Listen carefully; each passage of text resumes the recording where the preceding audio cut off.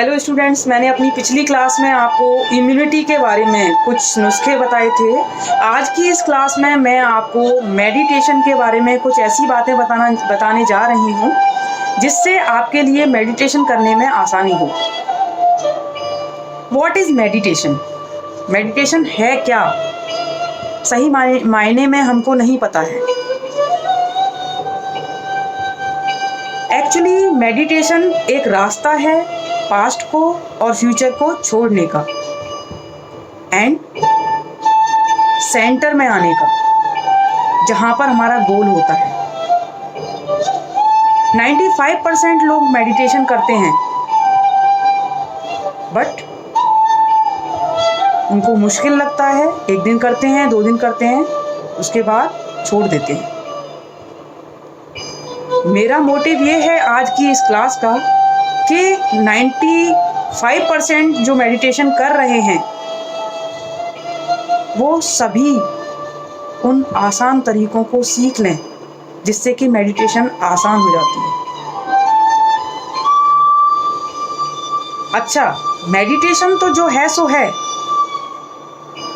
हमारे साथ एक और प्रॉब्लम है। हमारे साथ प्रॉब्लम क्या है? जब तक हमारी कंडीशन डू और डाई वाली नहीं हो जाती है तब तक हम किसी भी वर्क को नहीं करते हैं। जब तक अर्जेंट नहीं हो जाता है हम उस वर्क को नहीं करते हैं। मैं आपके सामने एक सेंस ऑफ अर्जेंसी क्रिएट करती हूँ। हम जो कुछ भी कर रहे हैं, क्यों कर रहे हैं? हम जो कुछ भी हैं, किस लिए हैं? क्या कर रहे हैं? किस लिए कर रहे हैं? हैप्पीनेस के लिए, खुशी के लिए। जब मेरे नंबर अच्छे आएंगे तो मैं खुश होऊंगा या होंगी। जब मैं फर्स्ट आऊंगा या आऊंगी तो मैं खुश होंगी। जब मैं टॉप करूंगी या करूंगा तो मैं खुश होऊंगा। जब मुझे ये टॉय मिल जाएगा तो मुझे खुशी मिलेगी। बट खुशी अभी भी नहीं मिल रही है। शायद मेडिटेशन कर लूं तो मैं खुश हो जाऊंगा या हो जाऊंगी। मेडिटेशन भी कर ली, समझ नहीं आ रहा है क्या करूं, बिकॉज खुशी कहाँ है?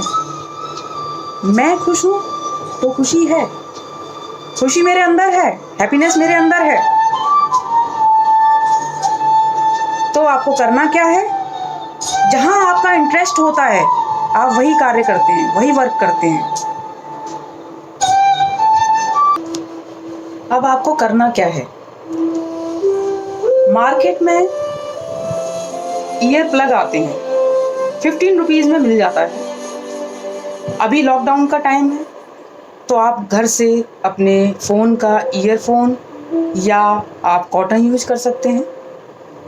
बट सही रास्ता जो है वो ईयर प्लग है। तो आपको करना क्या है? ईयर प्लग को अपने ईयर में लगाना है। देन आपको अपनी बैक को सीधे कर रखना है, नेक को सीधे रखना है एंड आइज़ को क्लोज करना है। आइज़ क्लोज करने के बाद आपको ऊपर नीचे नहीं देखना है।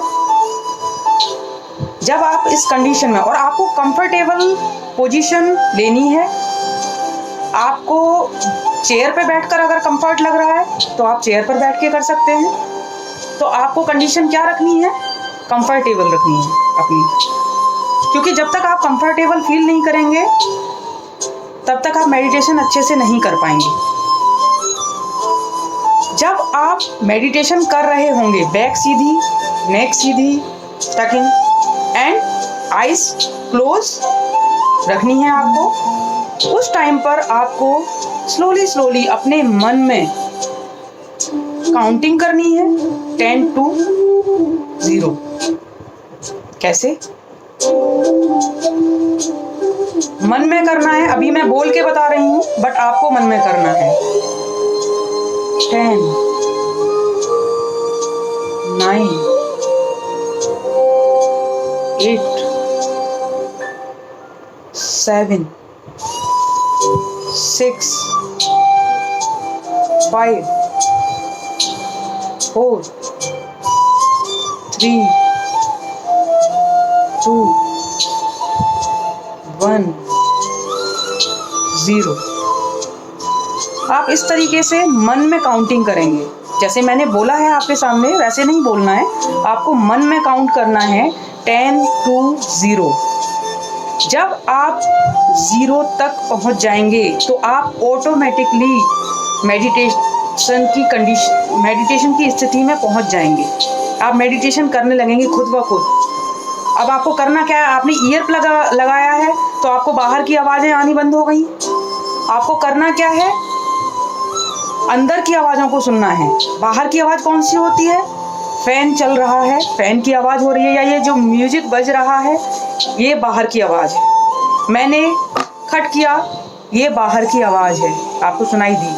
अंदर की आवाज़ कौन सी है, आपकी ब्रेथ अंदर की आवाज़ है। आपके जो हार्ट बीट्स हैं वो अंदर की आवाज़ है, आपको उसको सुनना है। तो हमको क्या करना है, भारी आवाज़ों को सुनना है। बिकॉज़ हमने जब अपने ईयर प्लग लगाए, बाहर की आवाज़ आनी बंद हो गई और अंदर की आवाज़ सुनाई देनी शुरू हो गई। तो आप उसके लिए क्या करेंगे, आप अपनी ब्रेथ की आवाज़ पहले सुनेंगे।